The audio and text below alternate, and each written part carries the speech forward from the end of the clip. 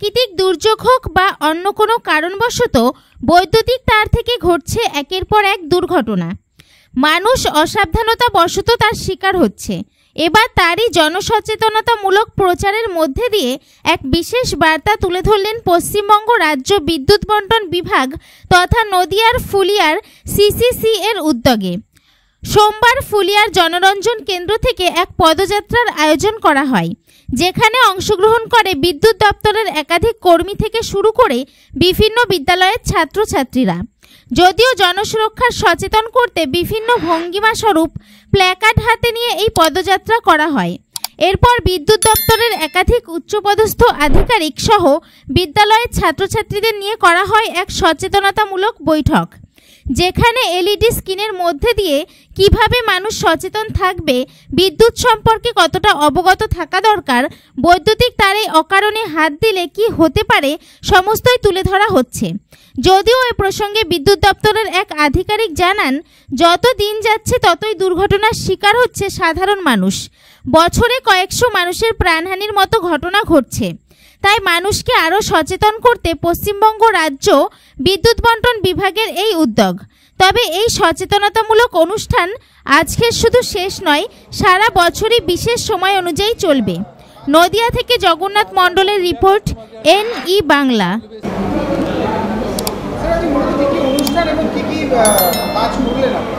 আজকে আমরা Phulia customer care centre WBCDCL এর পক্ষ থেকে বিদ্যুৎ ব্যবস্থা নিরাপত্তা সংক্রান্ত জনসচেতনতা প্রসারের জন্য একটা সেফটি র্যালি করলাম।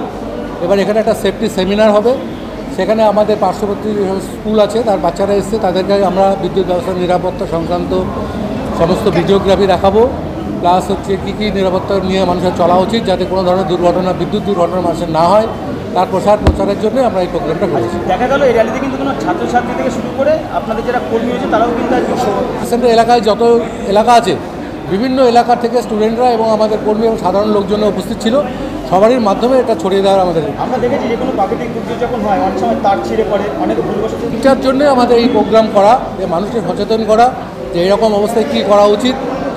ছিঁড়ে পড়ে থাকা তারে হাত দেবেন না, বিদ্যুতের খুঁটিতে হাত দেবেন না, সঙ্গে সঙ্গে বিদ্যুৎ অফিসকে জানান। টোল ফ্রি নাম্বার আমরা প্রচার করছি, এই টোল ফ্রি নাম্বারের মধ্যে আমাদের জানান, আমরা যত দ্রুত সম্ভব পৌঁছে যাব, একটাও যেন প্রাণহানি না হয়, সেটা আমাদের উদ্দেশ্য। ছাত্রছাত্রীরা তো অনেক সময় এই যে সচেতনতামূলক প্রচার বা অ্যাওয়ারনেস প্রোগ্রাম, সেখান থেকে কী রকমভাবে অ্যাওয়ারনেস করা হবে? আমাদের বিদ্যুৎ ব্যবস্থায় যে সমস্ত দুর্ঘটনা ঘটে, যে সমস্ত কারণে ঘটে, বিশেষ করে আমাদের বিদ্যুৎ ব্যবস্থার বাইরে যে জনসাধারণ থাকে তাদের যে সমস্ত দুর্ঘটনা ঘটে, সেগুলো কী কী বিষয়ে ঘটে এবং সেখান থেকে কীভাবে আমরা নিরাপদ থাকতে পারি, এই বিষয়ে ছাত্রদেরকে আমাদের জানাবো। আজকে কি শুধুমাত্র ইলেকট্রিক সাপ্লাই এবং ছাত্রছাত্রীদেরকেই ডাকা হয়েছে না আরও আমাদের লোকাল এলাকায় পঞ্চায়েত প্রধান, BDO, হসপিটাল, এইসব সবাইকে আমরা জানি, জনপ্রতিনিধি।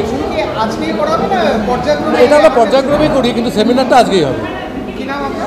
জয়ন্ত বিশ্বাস, স্টেশন ম্যানেজার, ফুলিয়া কাস্টমার।